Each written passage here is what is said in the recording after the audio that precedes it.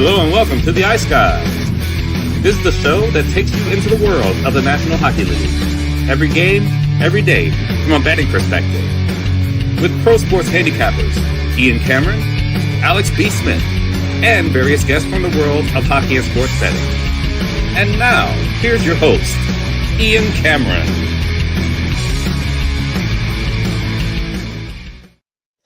Welcome to the Ice Guys, Friday, December the 6th. Ian Cameron, and with us, one half of the Robinson clan, Ryan Robinson, with us today, stepping in for Alex B. Smith, who's a little under the weather, feeling sick today.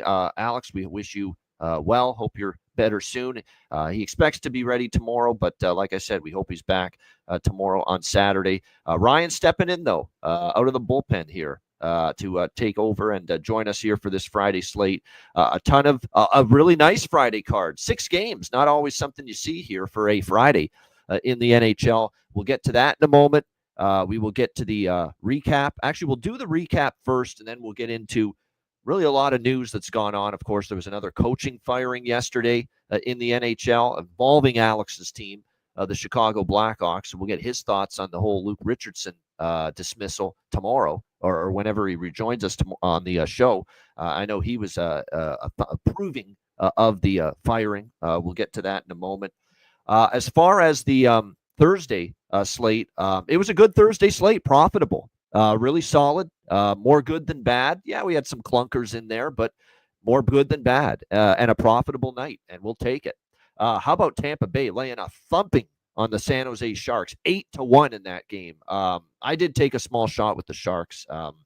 Nothing to worry about losing. It was a small bet, but did grab a little piece of the over as well. And that obviously Tampa gets the over all by themselves. They absolutely rip apart San Jose. They chase Vitek Vanacek after 5 goals. He continues to have a pretty rough season overall for the Sharks. Blackwood had to take over.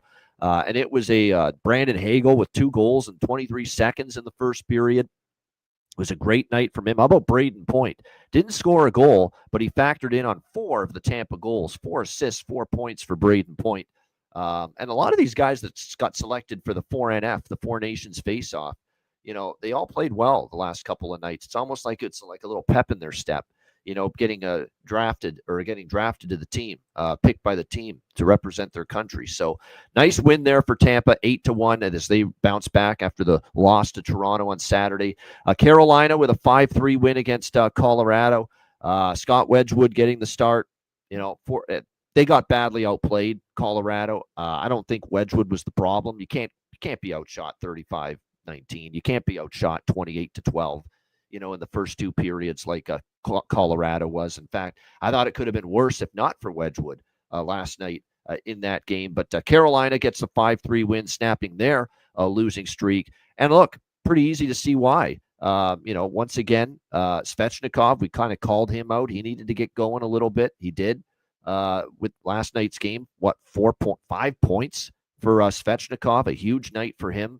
Marty Necas continued to play well. Eric Robinson, we mentioned him maybe being a goal prop candidate. So nice win for Carolina. Another Carolina team total over cashes. That is now 17-5 in the last 22 games.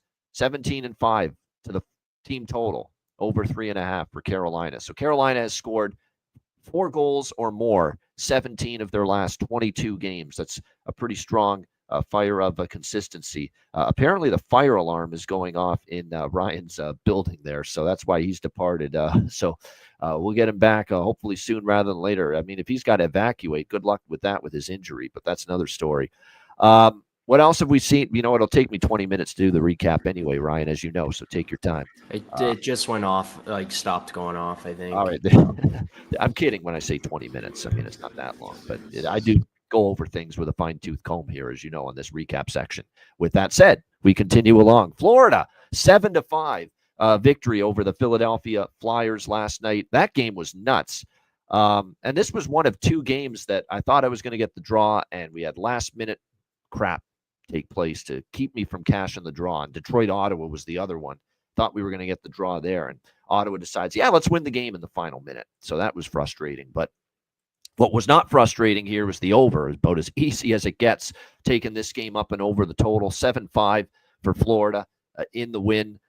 Again, a kind of a rough night for Spencer Knight, not his best, but it was an even rougher night for Kolosov and Fedotov. Both of those guys, they stink, man. These goalies just suck for Philadelphia. I feel bad for them. They play hard.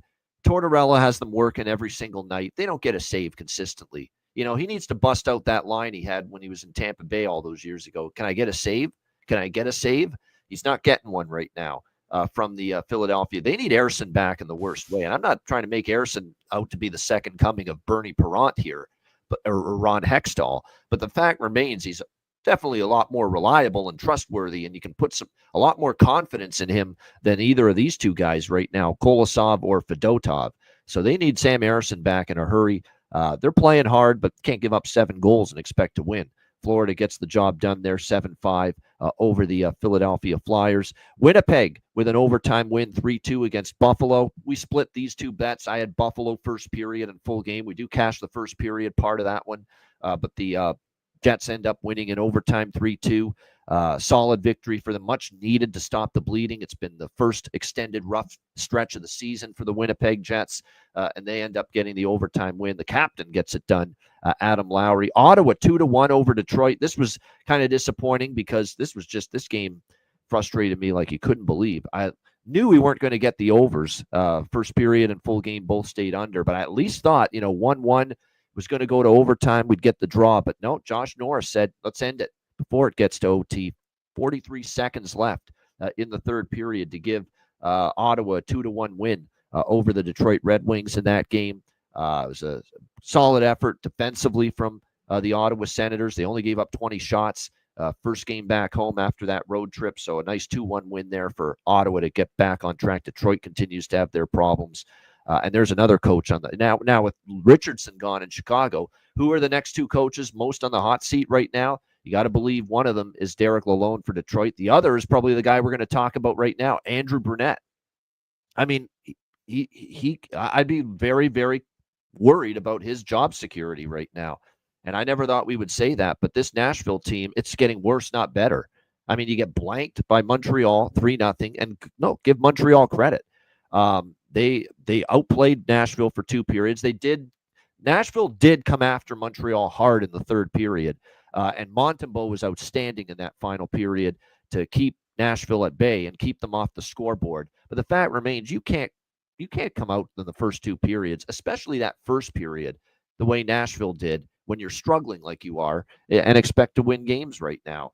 It's just they look slow. They look like they are skating in mud, quicksand, and molasses combined. That's what it looks like when I watch Nashville play right now. There's no the puck movement. Everything looks telegraphed in the offensive zone, and the defense and the other team almost knows where the puck's going before Nashville does. That's a problem when you're trying to execute and make plays and get things rolling offensively. It's a huge problem when it seems like the other team is one step ahead of you, knowing what you're going to do. So from that standpoint, it's just a mess for Nashville. There's no question about that. Ryan O'Reilly's absence, great point there by Rich. You're already not great down the middle as it is, and you take out Ryan O'Reilly, you're even thinner. And look, Ryan O'Reilly's not had a great year by his standards. I think maybe Father Time is knocking on his front door right now. But nevertheless, you still take him out of the lineup, and there's definitely some issues with their depth down the middle at the center ice position. And we're certainly seeing that for the Nashville Predators right now. Just a dreadful performance, 3-0. And just getting worse, not better for the Preds. The good news is we swept the board there. Well, we had the draw. We didn't get that, but we had Montreal team total over 2.5 and Montreal money line, both of those cashing in. So I was happy to see that. And then the later games, we had God damn that angle, man. If not for that stupid angle, I wouldn't have taken the Islanders last night. The only reason I bet the Islanders is because we had that off the loss to Montreal angle, which was 7-1 going into last night. Now it's 7-2. And the Islanders, that's the only reason I bet the Islanders last night. I won't be betting the Islanders again anytime. There's another team that just can't get out of their own way. 5-2 victory for the Seattle Kraken in that game. It's 2 nice wins on this road trip for Seattle. So credit to them. It's brutal end to the home with the 2 losses to San Jose in a row.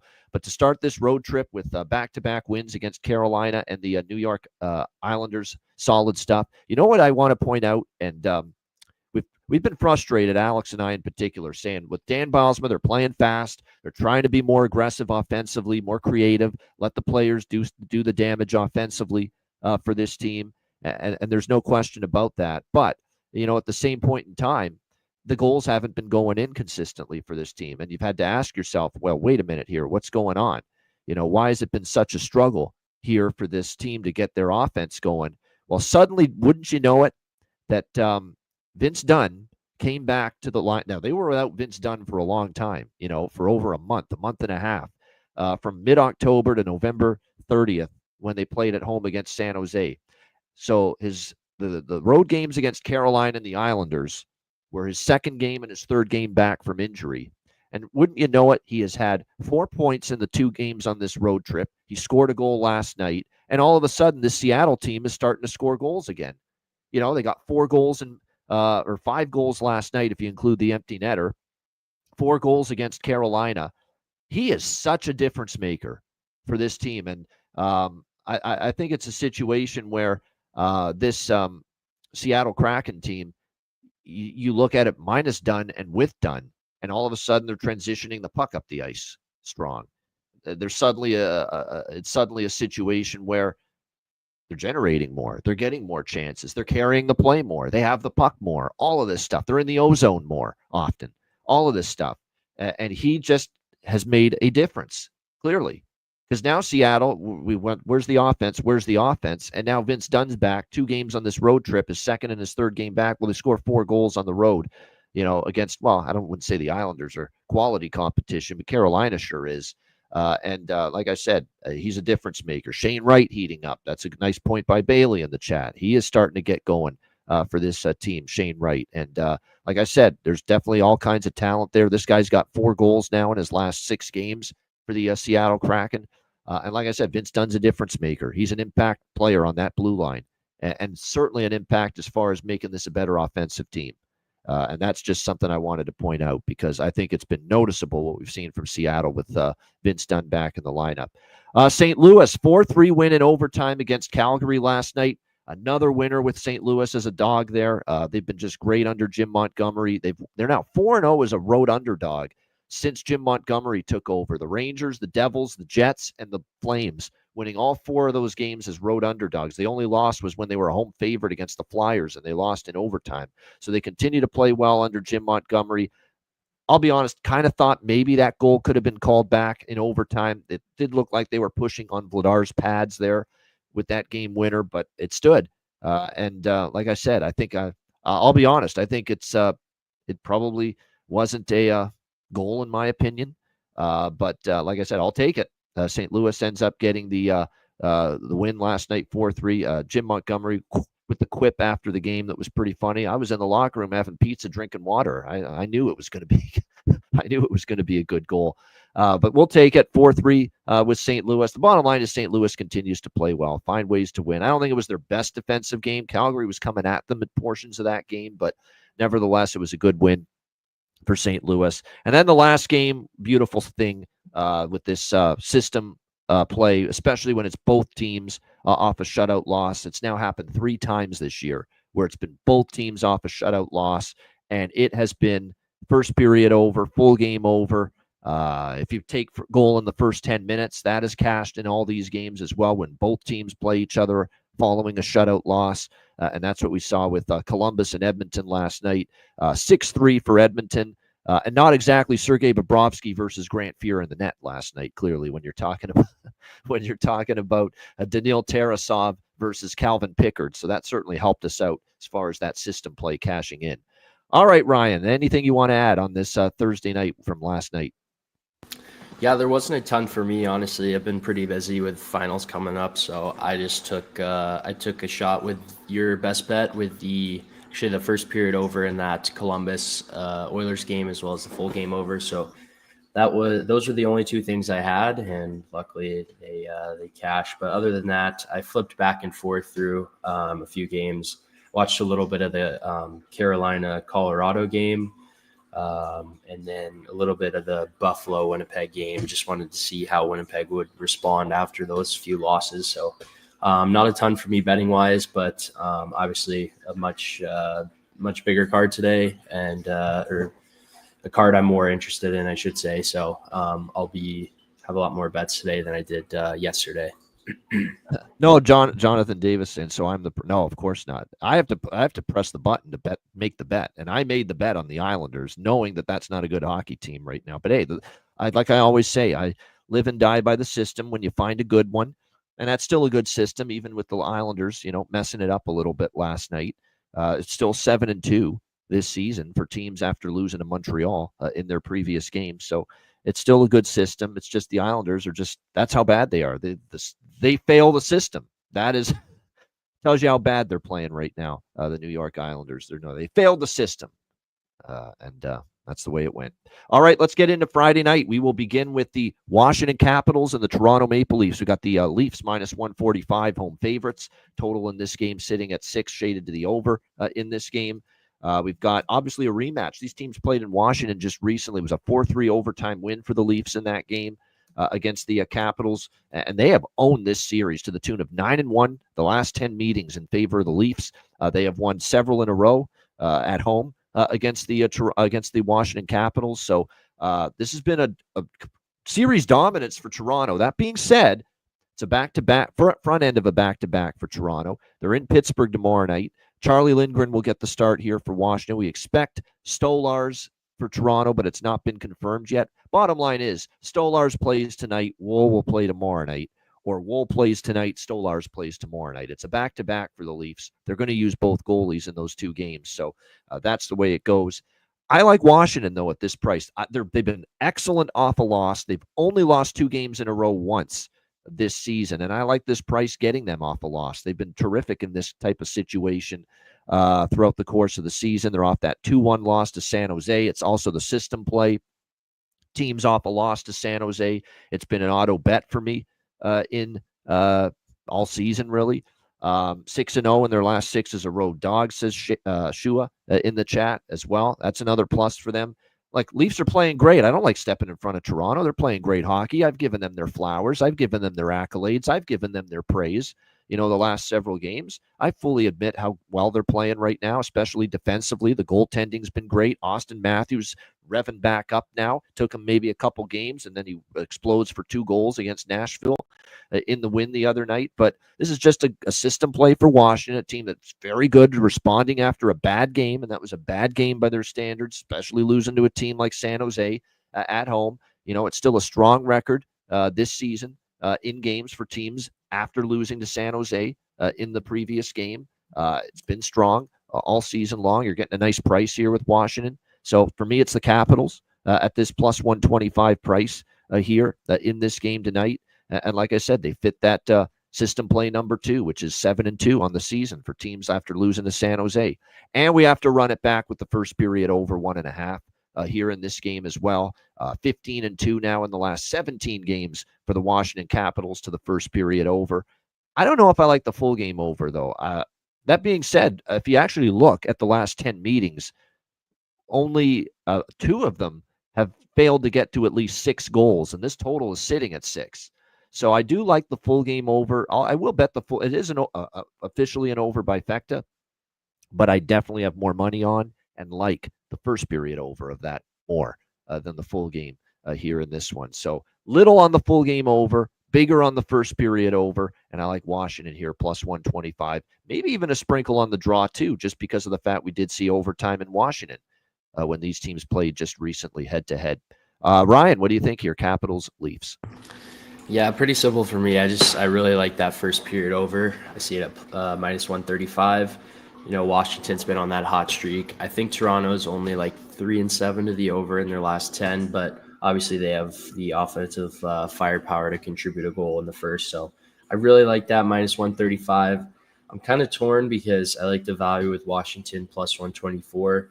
I kind of agree with you. Toronto's been hot. I don't really want to step in front of them at home. But I am leaning towards the Capitals +124. I think that's good value for a team that's playing as well as them. And I do also see their team total over 2.5 at -140. So I think I'm going to take a small shot with that rather than the money line. I think they can get to 3 goals, win or lose. That way, if they lose 4-3. It cashes either way. So for me, just that first period over, I got on that last night, and then I lean Washington, and I'm also going to take a small shot on their team total. All right, good stuff there. As far as props for this game, definitely for the Toronto Maple Leafs. Nyes has been great. I like the way Minton's played at both ends of the ice, but Nyes has been excellent. Matthew's starting to heat up for this team, so keep an eye on them. Dylan Strome seems to play well in Toronto. Connor McMichael, Tom Wilson, I think, has usually done well against the Leafs. So there are a couple of options you can look at for Washington as well for the goal props here in this game tonight. All right, Seattle and New Jersey. We've got, and by the way, I want to mention one last thing about it was 15-1 to the over in the first period for Washington going into the San Jose game last game, and obviously it did not cash, and the full game stayed way under as well. I think part of that was Washington was flat. Okay, Washington had that game where they were flat. You could see it. They didn't have their A game. They didn't have a lot of zip. They weren't making good, crisp plays with the puck in that game against San Jose, and that's a big catalyst for why finally we had unders, especially in the first period with Washington. Now you've got them off a loss. Now we should see that zip. We should see that focus. We should see that assertive nature from the Washington Capitals. So I think that's what makes this a different situation as far as you could look at it and say, well, okay, maybe the first period overs are done now for a bit. Now that finally they had one that stayed under, but they had them in the flat spot. You can tell when your legs aren't moving and you're not playing up to your level, that's when you're going to see an under. Tonight's different now. You're off a loss, and I think you're going to see Washington come out with that strong mindset, get on the board early, and that'll open up that period if they do get on the board early. All right, Seattle and New Jersey. We've got New Jersey minus 260, home favorite, 6 the total here in this game. We just talked about it with Seattle. Vince Dunn, what a world of difference he's made returning to the lineup from injury. All of a sudden, they're moving the puck better. No question about that. They're still without Riker Evans and Yanni Gourde day-to-day due to injury. We'll see if either one of them plays here tonight. Jacob Markstrom confirmed in net for the New Jersey Devils. Huge rest advantage here for New Jersey. They haven't played since Monday night when they thumped the New York Rangers, the struggling Rangers, 5-1.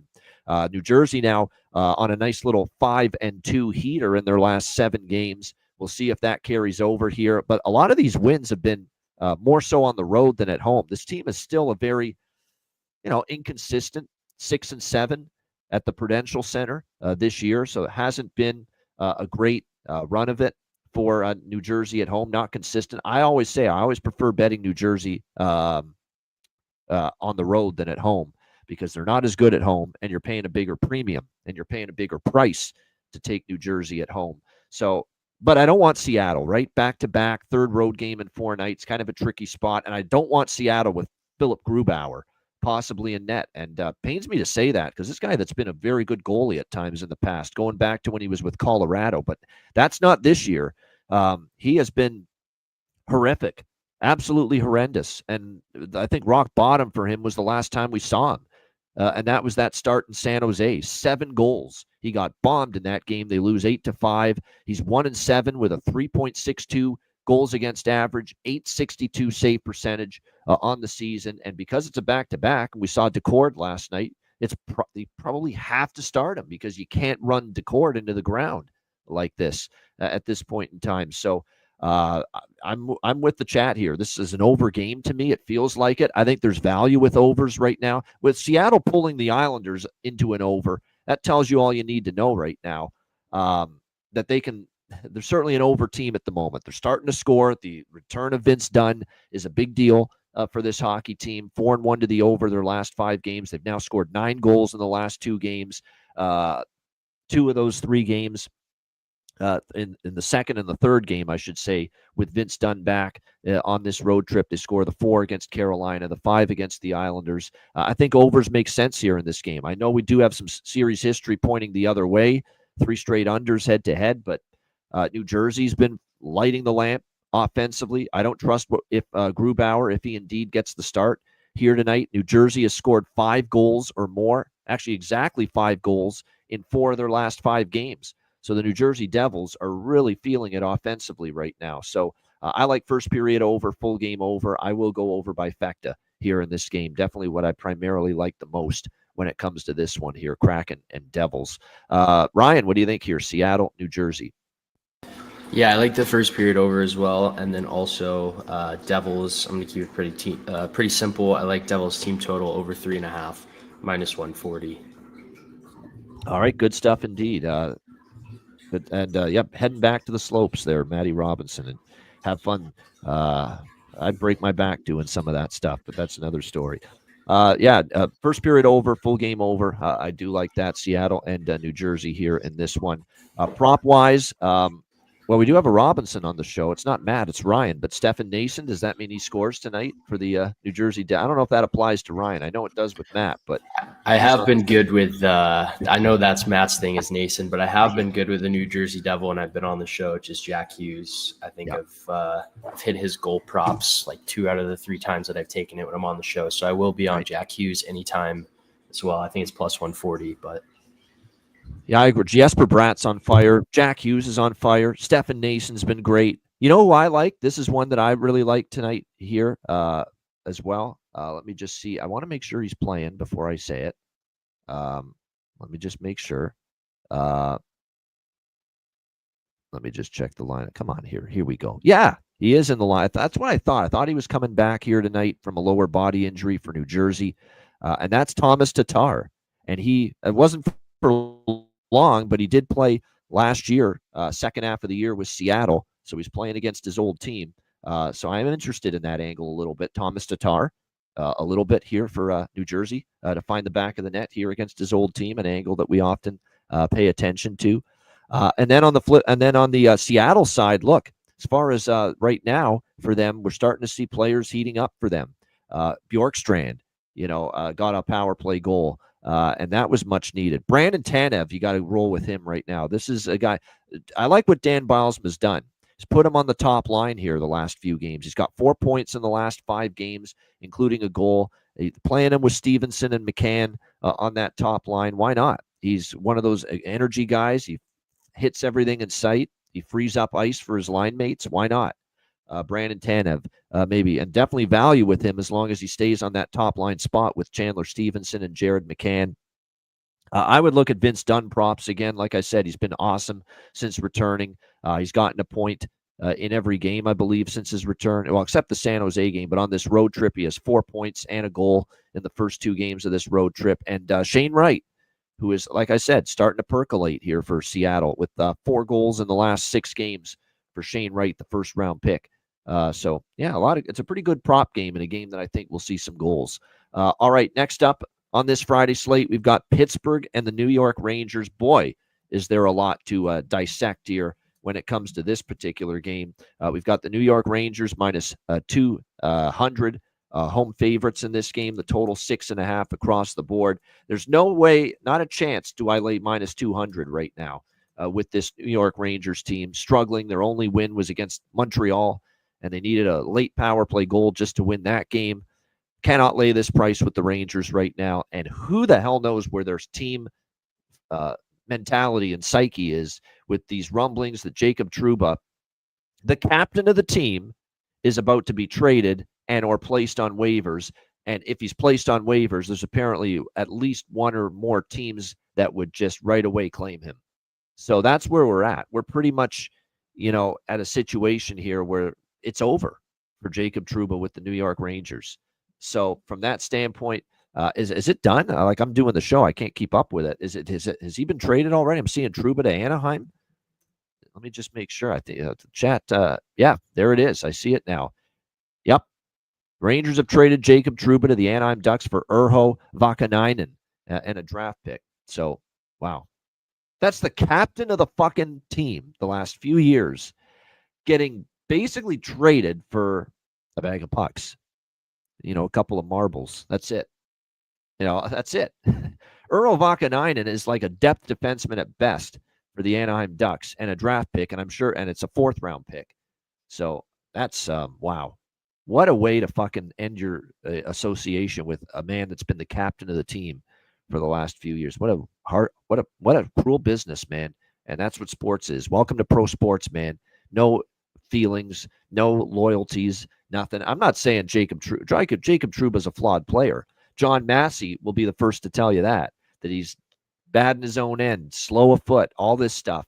but that salary dump, exactly. That's exactly what it is.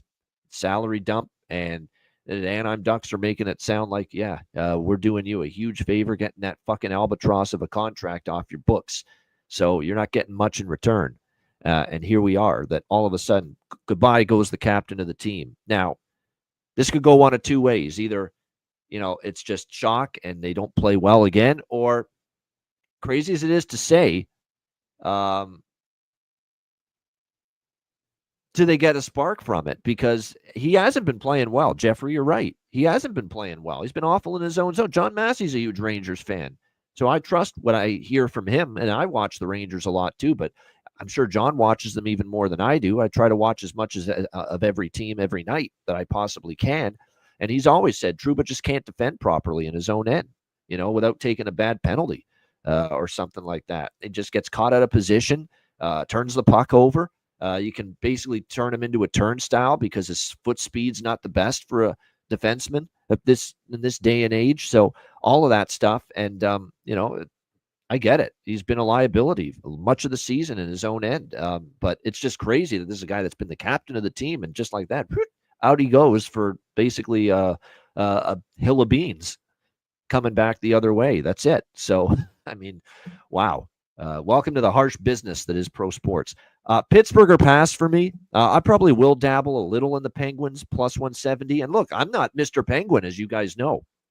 I've not liked much of this team all year, but they've got a little something going right now. They've won a few in a row, albeit that Florida win was a complete fraud win. They got outshot 41-16 and won in overtime 5-4, but they were opportunistic as hell. They scored 5 goals on 16 shots. They've scored 5 goals or more in 3 of the last 4 games.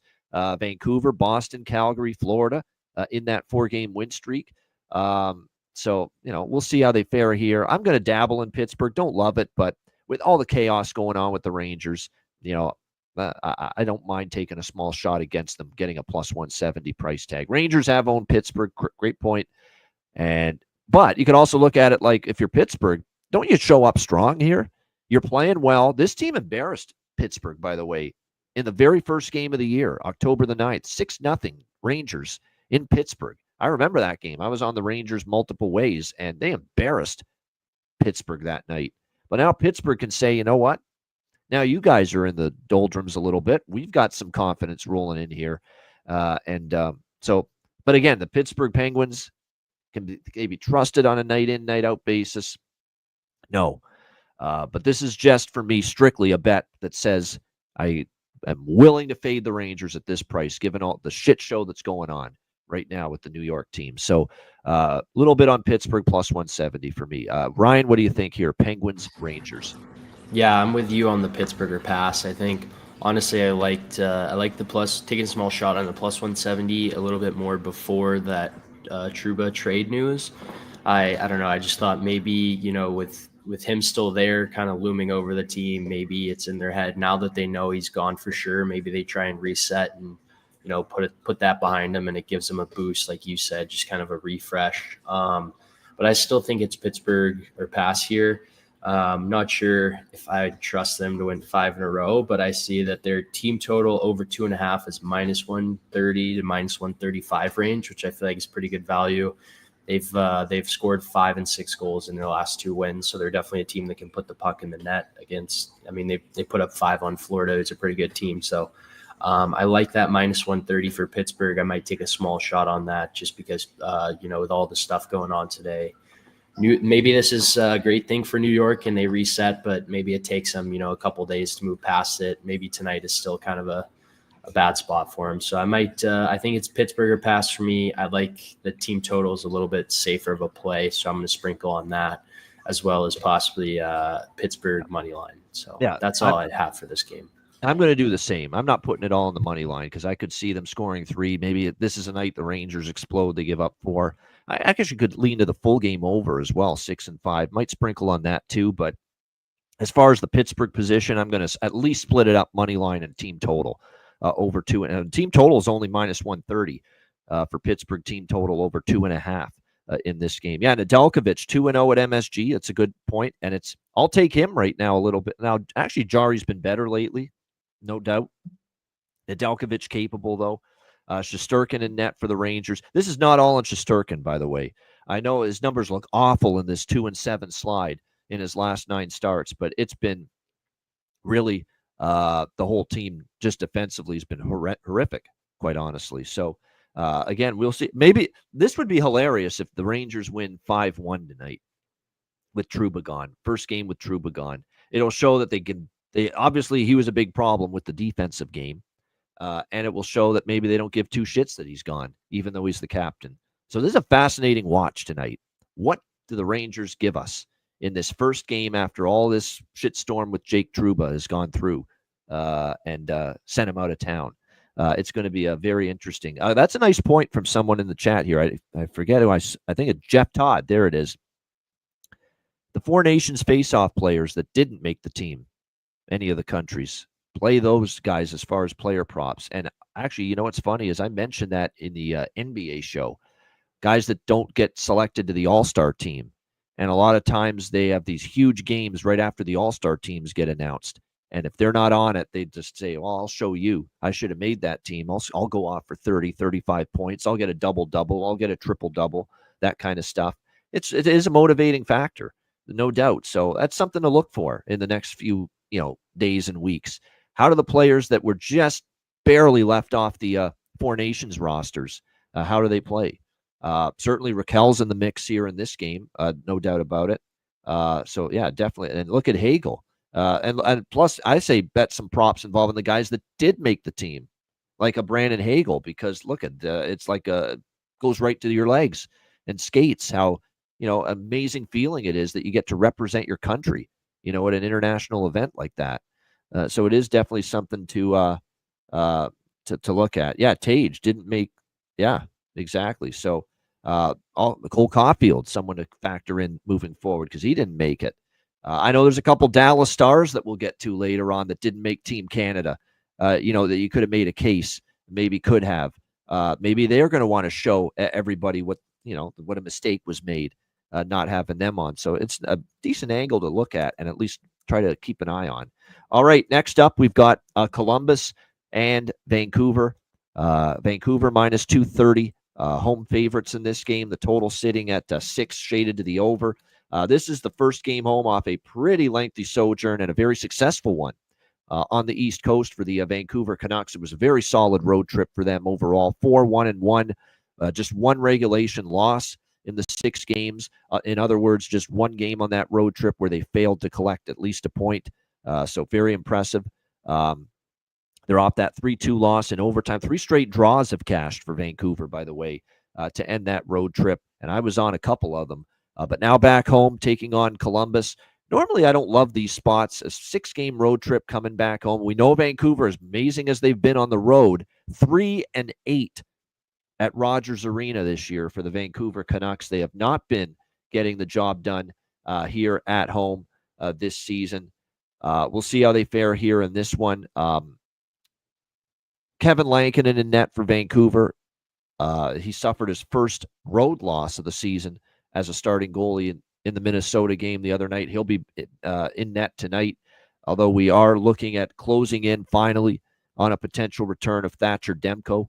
He is very, very close to being back. In fact, he is serving as the backup tonight to Kevin Lankinen. So we are talking about definitely a Vancouver team that certainly is going to be happy to have Demko back. This is a game that is very, very, I'm all over the map here. I think at this price, there's no way you can take Vancouver laying a price like this off a long road trip. But it is for Columbus, also a back-to-back. Vancouver's actually owned this series, quite honestly. They've won 3 in a row hosting Columbus. And, they've scored at least 4 goals in every game. I do like the Canucks team total over 3.5. I do like that, minus 125 here in this game. I mean, the Columbus team on the road defensively, that's the problem with Columbus. They've turned into a really sharp home road team as well. Like, I don't know if they're going to take advantage of Vancouver's home woes because they've been equally as horrific on the road, Columbus. 3-10. 3-10 on the road here for the Columbus Blue Jackets. It kind of feels like this is an over game to me. I think Vancouver kind of, when they were at home on that recent homestand, they were sloppy. they were giving up 4 or 5 goals. They were scoring as well. They played overs, at home. Then they got on the road. They started to tighten it up a little bit at the beginning of the trip. And even at the beginning of the trip, they had the over with Ottawa. The Pittsburgh game went over. Buffalo and Detroit went over.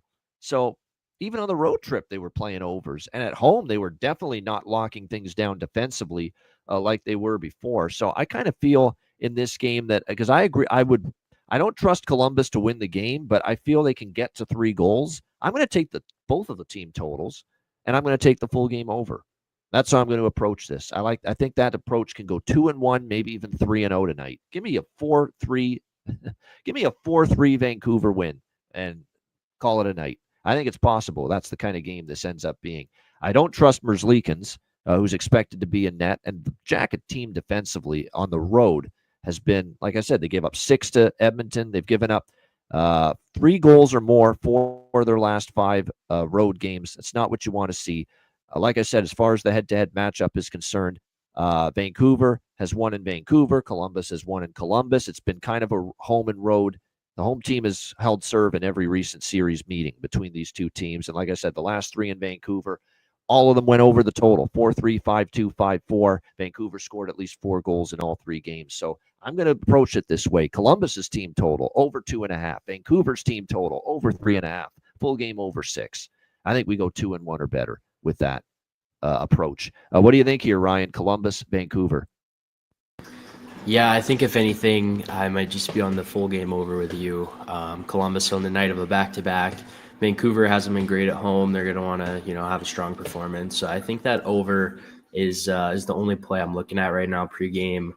I might be interested in the first period over, but I think that's something I'm going to wait and see live. If you get 2-3 minutes in the game and nothing's happened, you get a better value. But in terms of pregame, I think just that over 6. There's a chance to push as a safety net, but I like that over 6. So that's what I'm riding with pregame.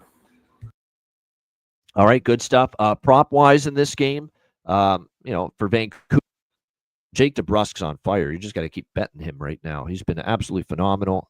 Pius Suter as well. Sherwood's dropped in the lineup again, so kind of off the Sherwood train, but Brusk and Suter, 100% makes sense to me. For Columbus, Kent Johnson, Voronkov, Monahan, maybe a sprinkle on Olivier, who's shockingly stepped up at times and scored goals for this Columbus team. So those would be the props I'd be interested in here. Minnesota and Anaheim next up. Minnesota minus 200, road favorites at Honda Center. The total sitting at, it was 6, shaded to the under. It's dropped to 5.5 at most spots here for this particular game tonight. This is the one game tonight I don't have a strong feel for. I always try to look for spots with Anaheim as a home dog, and they beat Ottawa, obviously, as a home underdog last weekend. But beating the good teams as a home dog, it's been a little more difficult for Anaheim. Of course, they lost to Vegas earlier this week, the last time they were a home underdog. And now they lose Trevor Zegras, and it's not as bad as they thought. It's a lower body injury. Apparently, the worst of it, it's not as bad as people think. It's day-to-day. It's not anything significantly long-term.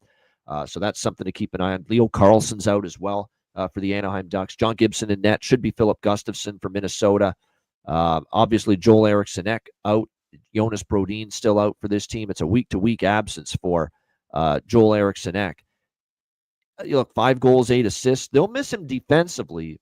But I always say when Brodin and or Spurgeon and or Eriksson are out, I like to bet overs with Minnesota, but I don't know if I want to do that tonight. Anaheim's having a tough time offensively, and with Carlson out, and now you got to take Zegras out.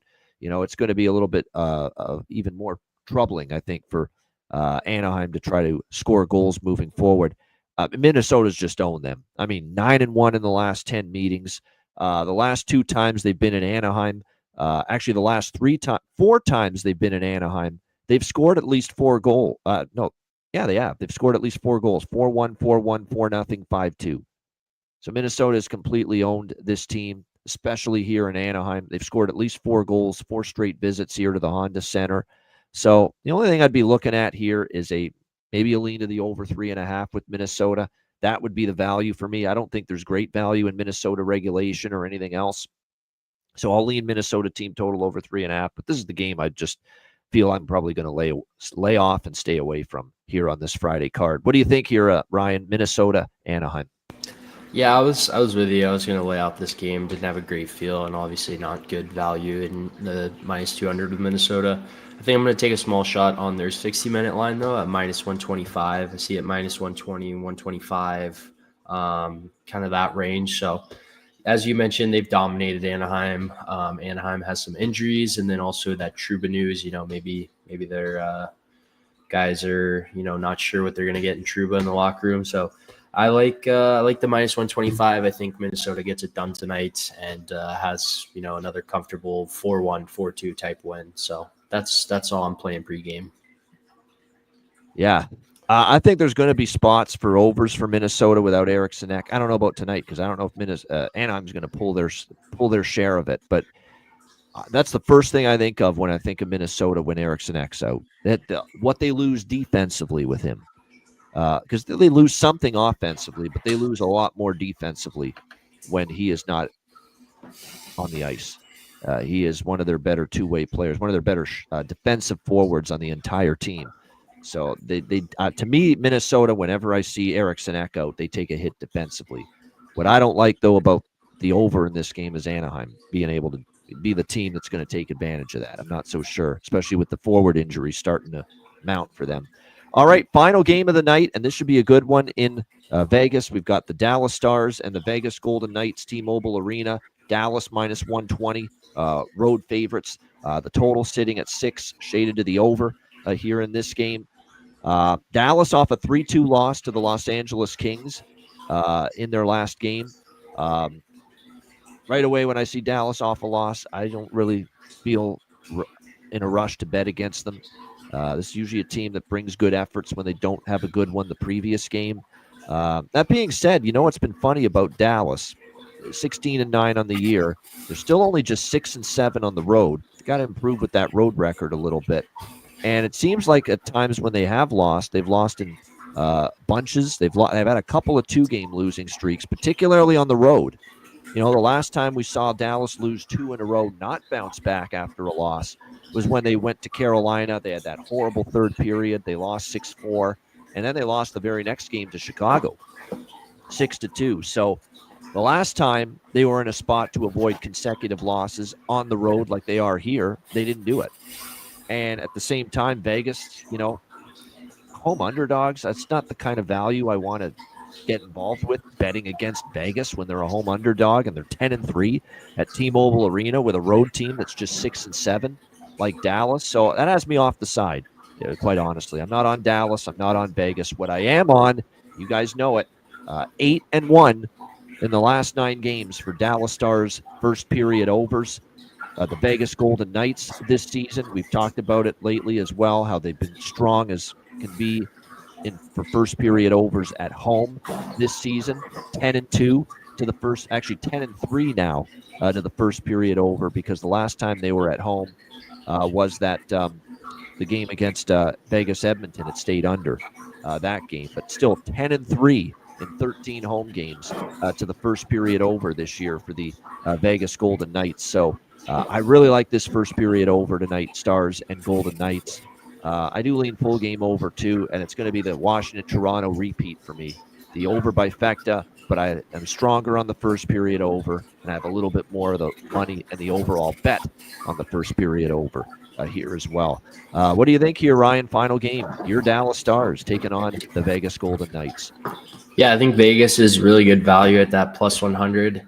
I know we talked a little bit before. If Dallas had hung on and won that LA game, I think it'd be an even better spot for Vegas. But I think Dallas is motivated. They're pissed off. They let that one slip away. So I think it's good value for Vegas as a better. Dallas is my team, so I'm going to take a small shot with them. Not saying I feel great about them. Obviously, these are two great teams. Could go either way. This is a Ryan fan bet. That's Yeah, make sure we exactly. This stress is that. I like He's Vegas. coming on here telling you Vegas. He thinks, and I agree. There's probably I value like in Vegas with the value at Yeah. plus seat at plus 102 now, Yeah. so it is good value. It's just a fan bet for me, just a small bet. I also like I don't do it often. I've been hot with him lately, but I like Jake Ottinger over 26.5 saves at plus 100 even money. I think if Dallas does win this one, he's gonna have to be solid. He's obviously not gonna be happy with those late goals that he gave up in that LA game to let that game slip away. So he's gonna have to be sharp.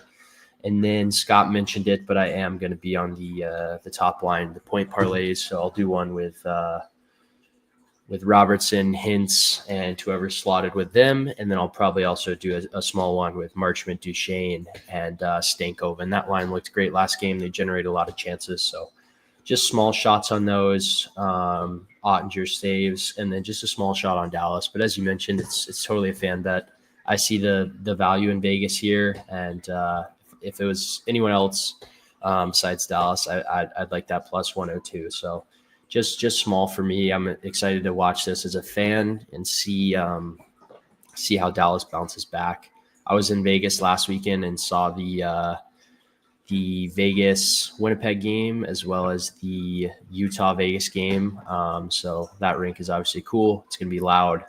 These teams have kind of become rivals the last few years, always playing in the conference finals and stuff. So I'm just excited to watch it as a fan. I think it could go either way. I do also like that first period over. Forgot to mention that, but I will be on that as well. I think there could be a couple goals early. So that's all for me in terms of this game.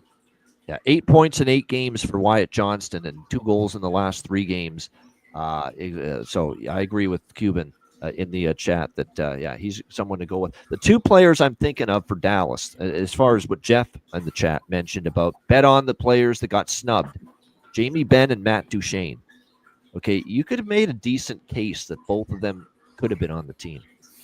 They obviously weren't, and that's what happens when you play for when you're a Canadian hockey player. There's just so many choices, and eventually you can't put everyone on the team.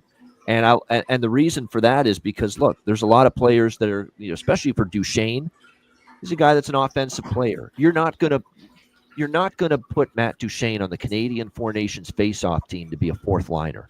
Okay, you're just not going to do that. But they need third and fourth line makeup type of players because you can't just have everyone scoring. Who's going to kill penalties? Who's going to win big face-offs? Who's going to be defensively responsible?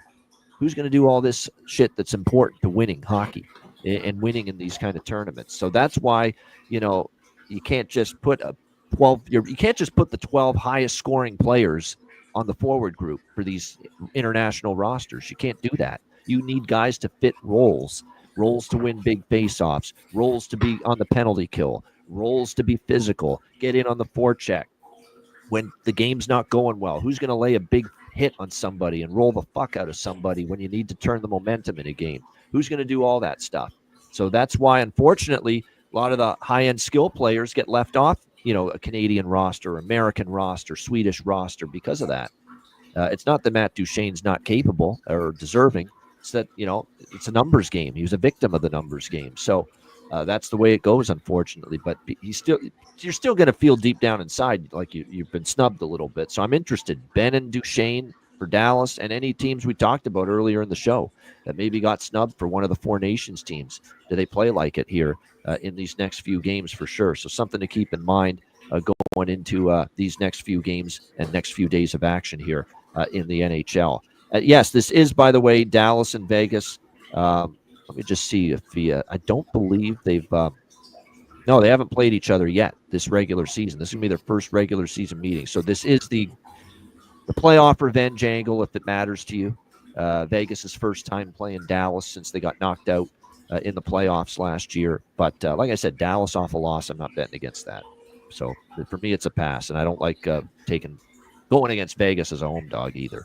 Shout out to everyone in the chat. We appreciate it. Hit the like button on the way out. Another great show in the books here on the Ice Guys. And again, make sure you sign up on the Patreon page if you haven't done so already. We've got certainly a great following there. We're almost at 200 Patreon members. We're pushing for 200. tell your friends, tell anyone. It's just $10 per month. All of our exclusive content is there. Goalie charts, totals charts, bonus videos as well. We're going to be posting a Player Suite interview we did earlier this week. We'll be posting that on the Patreon page at the end of next week. We will have exclusive Patreon-only live betcasts starting in January. We look forward to bringing those back again.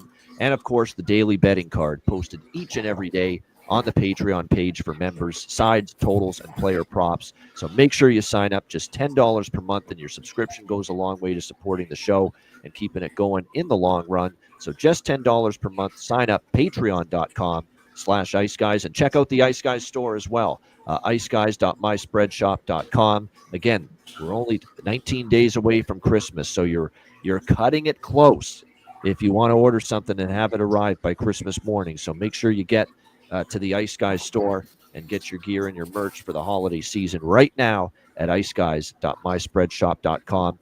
And don't forget the holiday giveaway too. Still in effect.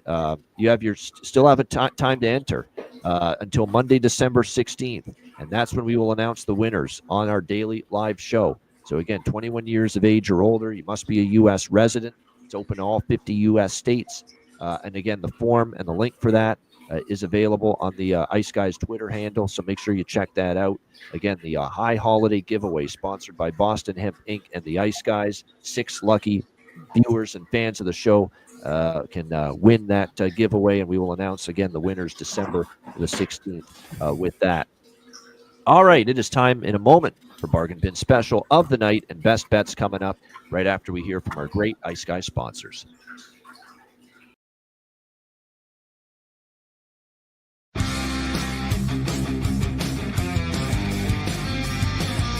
Support for the Ice Guys podcast is provided by Boston Hemp Incorporated, Manscaped, Power Play Sportsbook, Raise Your Game, Tailgater Sofa, and a big thank you to all that subscribe to the Ice Guys Patreon page.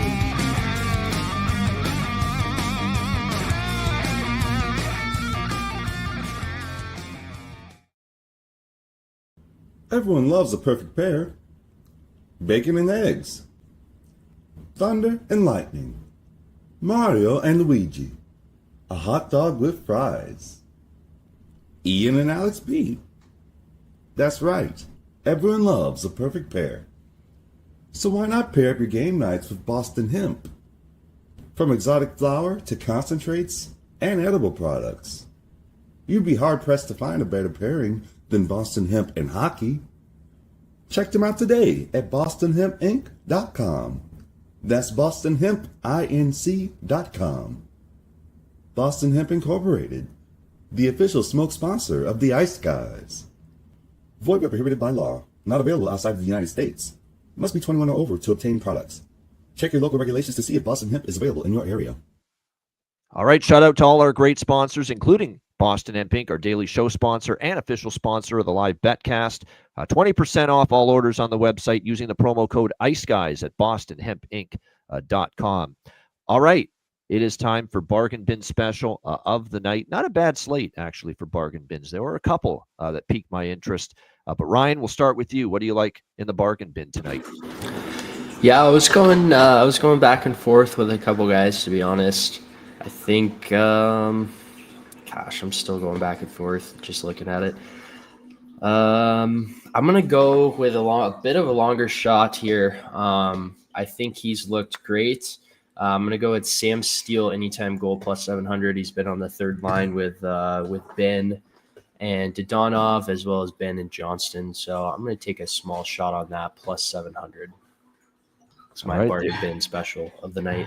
All right, good stuff. Good value on that one as well. No question about that. So nice bargain bin special there for Brian Robinson. I'm back and forth between a couple for my bargain bin special of the night. But look, he's on the top line and he makes things happen.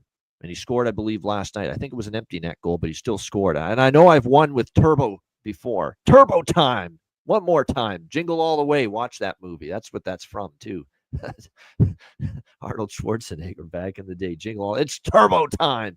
Well, Turbo is the nickname of one Brandon Tanev, who just happens to be playing on the top line right now for the Seattle Kraken, and he is plus 550 at DraftKings, BetMGM, Bet365. They all have him at plus 550 to score a goal tonight for the Seattle Kraken. So let's go with Brandon Tanev, Seattle Kraken, plus 550 for my bargain bin special of the night. All right, best bets. Ryan, what do you like? Best bet. Yeah, so for my best bet, I really like this. I picked it out last night as something I really liked. I'm going to go with Washington-Toronto first period over at that minus 130, minus 135 range. I think we see some goals early and often, and those teams have some firepower, so I'm expecting some goals early. Give me Washington-Toronto over 1.5 first period over. There you go. Capitals Leafs over first period. That is on my card. It's not my best bet, but I fully agree with it. Washington, Toronto, first period over. 15-2 in the last 17 Washington Capitals games for the first period over. So Washington, Toronto, first period over 1.5 for Ryan with his best bet. My best bet. Let's go with Seattle, New Jersey over 6. And I like the first period here as well over, but we'll go with the full game here over 6. Kraken, Devils. New Jersey scoring 5 goals like it's going out of style right now. They have been on fire offensively of late. Everyone chipping in. They get probably Philip Grubauer in net for Seattle, who has been very porous lately, struggling mightily. And I mentioned it earlier, with Vince Dunn back on the blue line, he has transformed this Seattle offense. And all of a sudden, 2 games on this road trip, Vince Dunn in the lineup, 9 goals for this Seattle team. So Seattle, New Jersey, over 6, minus 110. That'll be my best bet here for this Friday NHL card. Shout out to everyone in the chat. Hit the like button on the way out. A reminder, the Ice Guys is live Tuesday to Friday, 2 p.m. Eastern, Saturday, Sunday, Monday, noon Eastern. If you can't watch the show live, download the Ice Guys podcast in audio form on all major podcast platforms. For Ryan Robinson, I'm Ian Cameron. Have a great Friday night. Enjoy the games and good luck. And for our friend Ryan, forks up tomorrow for Arizona State in the Big 12 title game. We will be back with you on Saturday, noon Eastern, for another edition of the Ice Guys.